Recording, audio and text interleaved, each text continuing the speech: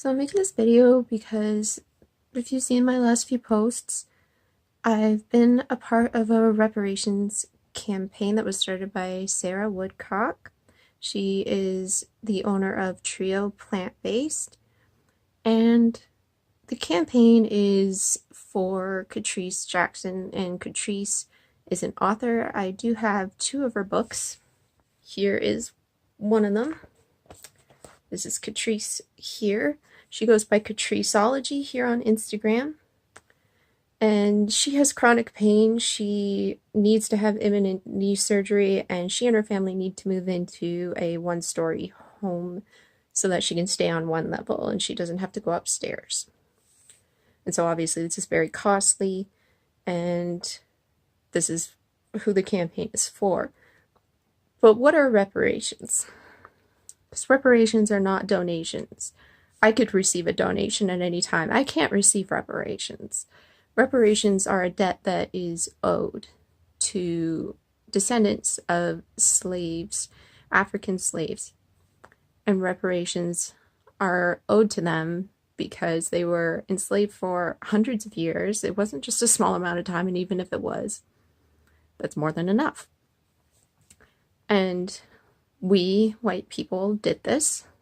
And so we kidnapped them, we bought them and put them into slavery. And we did this for a very long time. And then when emancipation happened, we were compensated. That doesn't sound right, does it? Because it's not. And after emancipation happened, Black people didn't earn economic freedom.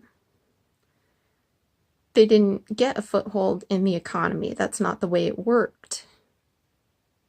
Because of white supremacy and racism and segregation and Jim Crow era laws, there were a whole bunch of systems in place so that they couldn't get a foothold in the economy. This is why reparations are owed. We're still benefiting. We're the benefactors of these systems that were put into place by our ancestors. And Black people are still living with the consequences of what we did.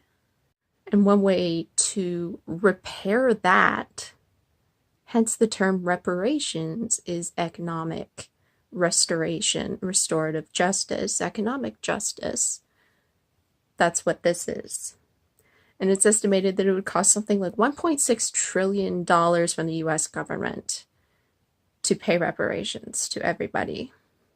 And that doesn't actually even sound like a lot, does it? For 13% of the US population? That's what it's estimated at, I believe. I could be wrong on that. Yeah, that doesn't sound like a lot to me. So how long do you think it's going to take for them to do that? Don't think that's their priority.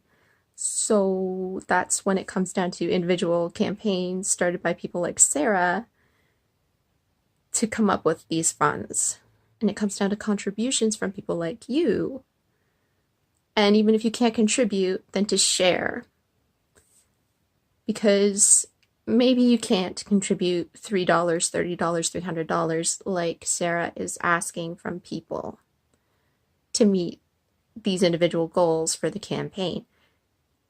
I myself am not financially stable. I get that. But it doesn't take more than a moment to share the post and boost the visibility of the campaign, because other people will see it. And then other people might be able to contribute. You see what I mean? Why can't you share?